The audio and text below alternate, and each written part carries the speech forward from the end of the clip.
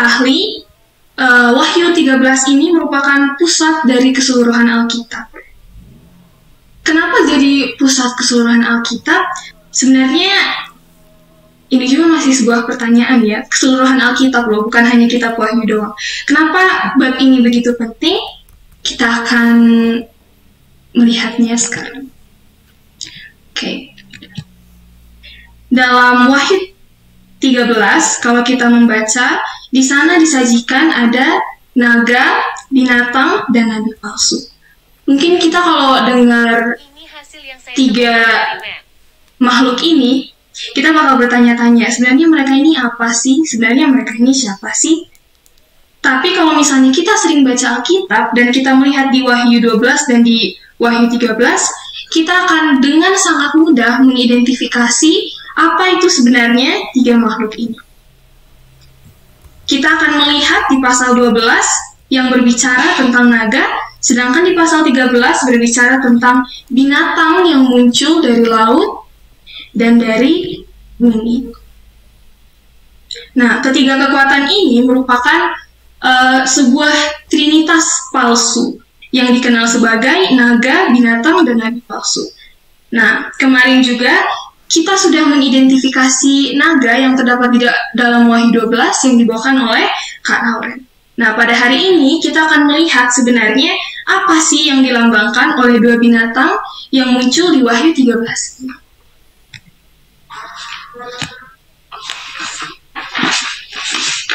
Oke, pertama-tama kita mulai dari binatangnya. Kita bisa baca di Wahyu 13 ayat 1 dan 2. Dan ia tinggal berdiri di pantai laut, lalu aku melihat seekor binatang keluar dari dalam laut, bertanduk 10 dan berkepala 7. Di atas tanduk-tanduknya terdapat 10 mahkota, dan pada kepalanya tertulis nama-nama hujat. Binatang yang kulihat itu serupa dengan macan tutul. Kakinya seperti kaki beruang, dan mulutnya seperti mulut singa. Dan naga itu memberikan kepadanya kekuatan, dan tahtanya, dan kekuasaannya yang besar. Kalau misalnya kita dengar di Wahyu ayat yang tadi, mungkin kita bingung ya, hewan apa sih kayak gitu? Kayak dia bertanduk 10, kepalanya ada 7, di atas tanduknya ada 10 mahkota. Tapi dia serupa dengan macan tutul, kakinya seperti beruang, tapi yang lebih anehnya lagi, mulutnya itu seperti mulut singa. Kalau misalnya kita cari di internet, gambar yang keluar bakal seperti ini. Kalau misalnya kita pikir-pikir lagi, mungkin ini cocok ya dijadiin film science fiction atau fiksi ilmiah. Cuman hebatnya, binatang seperti ini tuh bukan hanya ada di science fiction, tapi ini merupakan bakal ada nanti di drama kehidupan nyata kita. Kalau kita analisa hewan aneh ini, kita harus menggunakan kunci interpretasi Alkitabiah, yaitu biarkan Alkitab menafsirkan dirinya sendiri. Untuk mengidentifikasi hewan ini, sebenarnya kita perlu kembali lagi ke Daniel 7, di mana di situ terdapat penglihatan 4 hewan yang sama anehnya dengan hewan. Nah, kita mulai bahas satu-satu hewannya. Di hewan pertama adalah singa yang kuat yang memiliki 2 sayap elang yang kuat di punggungnya, yang terdapat di dalam Daniel 7 ayat 4.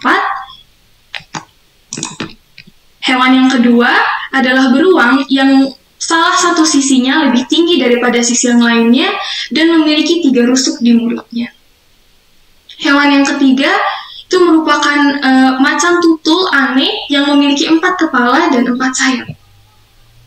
Nah, tapi binatang yang terakhir ini merupakan binatang yang bisa dibilang spesial. Kenapa? Karena binatang ini sangat mengerikan, tidak terlukiskan, muncul dari laut, dan tidak dapat dibandingkan oleh makhluk lainnya. Karena ia mempunyai gigi dan kuku besi. Apalagi dia juga mempunyai 10 tanduk di kepalanya. Nah, waktu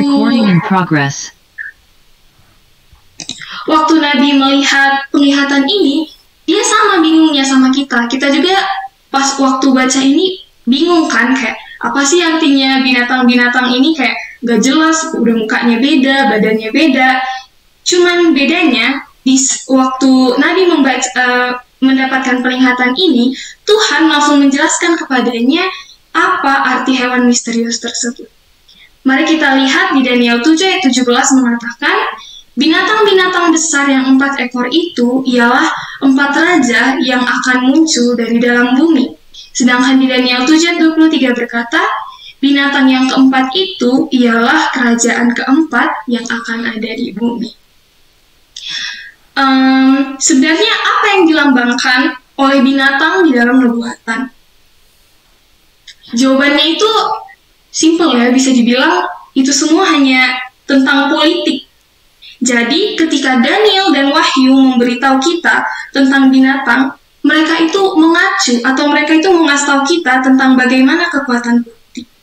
Karena bahkan kita juga tahu pada saat ini hewan itu dijadikan image sebuah partai politik. Seperti yang kita tahu mungkin di Indonesia itu ada partai ini yang image-nya itu banteng, dan partai ini yang image-nya itu burung Garuda. Kita udah gak asing lagi ya sama hal-hal yang kayak ginian. Nah, cuman penting juga untuk ditambahkan kalau simbol binatang tidak hanya mewakili kekuatan politik saja, tetapi juga ini mewakili kekuatan yang bangkit melawan umat Tuhan. Oleh karena itu, Alkitab mengidentifikasikan 4 binatang di dalam Daniel 7 dengan 4 kerajaan besar dalam sejarah, yaitu Babel, Media Persia, Yunani, dan Roma. Nah, kalau misalnya kita balik lagi ke Wahyu 13, seharusnya kita bakal sadar kalau misalnya keempat binatang yang ada di Daniel 7 tadi merupakan gabungan dari binatang yang ada di Wahyu 13. Dari mana kita bisa lihat tadi ya, seperti yang udah kita lihat di Wahyu 13 mengatakan kalau badannya macam tutul, tadi di keempat hewan yang ada di Daniel 7 juga ada yang hewannya kulitnya itu seperti macan tutul. Nah, kalau misalnya kita lihat si keempat hewan ini seakan-akan menunjukkan kalau misalnya mereka semua itu diatur oleh kekuatan yang sama. Nah, jadi sebenarnya apa sih ciri-ciri dasar yang dimiliki oleh binatang di Wahyu yang ke-13 ini?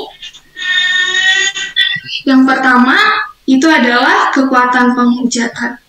Kalau kita baca di Wahyu 13 ayat 6, lalu ia membuka mulutnya untuk menghujat Allah, menghujat namanya dan kemah kediamannya, dan semua mereka yang diam di surga.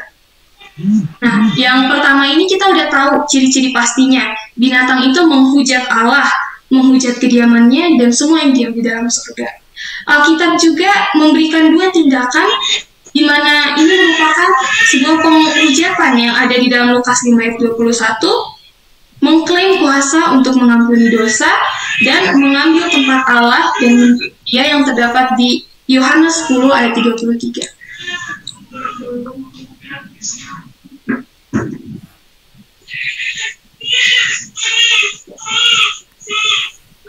Kita lanjut.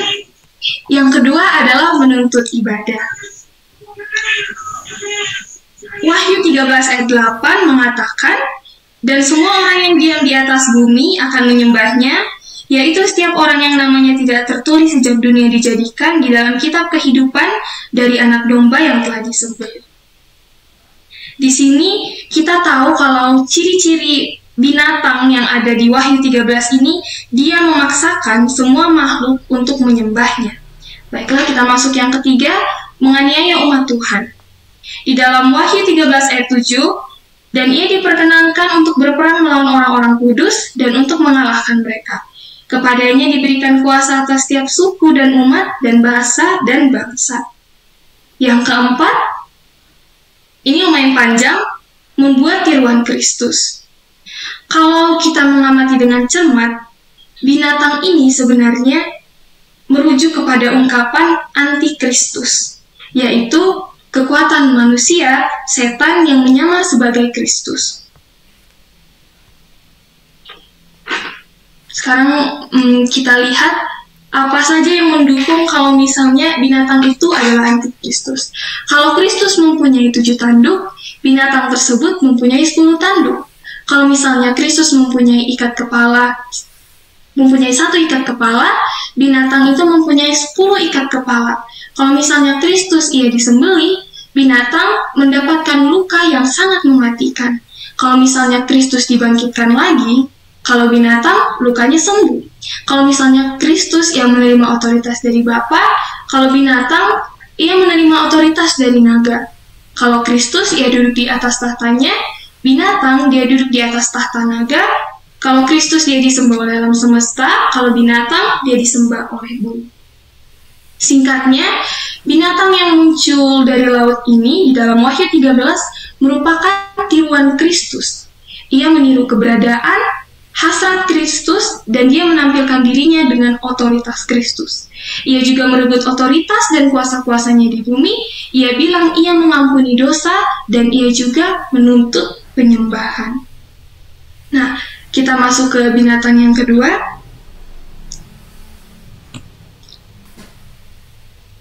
Binatang yang kedua ini kalau bisa dibilang dia bukan muncul dari laut, ia muncul dari bumi. Di sini dikatakan kalau dia merupakan pelengkap dari trilogi setan. Ia bangkit dari bumi, bertanduk 2 seperti anak domba, tetapi berbicara seperti naga, seperti yang kita temukan di Wahyu 13 ayat 11. Nah, binatang kedua ini juga mempunyai ciri khas, seperti binatang yang pertama tadi. Nah, ciri khas binatang yang kedua ini, pertama, ia bertanduk seperti anak domba, tetapi berbicara seperti naga. Yang kedua, ia muncul dari bumi. Nah, sebenarnya binatang yang kedua ini harus bangkit di tempat yang tidak berpenghuni atau hanya sedikit kehadirannya. Kenapa? Karena kalau kita baca di Wahyu 17 ayat 15, air itu bisa dilambangkan dengan kaum, bangsa, dan bahasa. Sedangkan bumi melambangkan bangsa kecil. Nah, jadi di sini kita tahu kenapa binatang yang kedua ini muncul dari bumi. Di sini juga kita lihat tadi dikatakan kalau binatang yang kedua itu bertanduk seperti anak domba. Nah, ini juga sebenarnya mempunyai artinya yang sendiri, yaitu ia dibangkitkan dengan unsur-unsur kekristenan. Jadi walaupun binatang ini bisa dibilang ia menentang Tuhan, tapi dia juga ini dibangkitkan dengan unsur-unsur kekristenan. Sedangkan kata-kata yang berakhir berbicara seperti naga, ini juga sama dengan bangkit dan melawan prinsip-prinsip Kristen dan umat Allah. Kalau zaman sekarangnya atau simpelnya kita bisa bilang binatang ini ia memutarbalikkan fakta. Ya, memutarbalikkan fakta mengenai prinsip-prinsip Kristen dan umat Allah. Itu merupakan penyebab kenapa banyak juga umat-umat Kristen kita sekarang dan terjadi perpecahan. Baiklah, kita lanjut. Teman-teman anak muda sekalian, sebenarnya kita dari tadi sudah banyak menyinggung tentang kedua binatang. Kita bertanya-tanya nggak? Sebenarnya apa sih yang dikejar oleh Trinitas palsu itu? Apa sebenarnya tujuan dari Trinitas palsu itu? Kalau misalnya kita ringkas, tujuannya itu singkat bisa dibilang. Dia hanya ingin ibadah. Jadi, naga, binatang buas, dan nabi palsu ingin kita untuk memuja mereka. Nah, sebenarnya Trinitas palsu ini sudah mulai bergerak. Ia mulai menyerang peribadahan kita.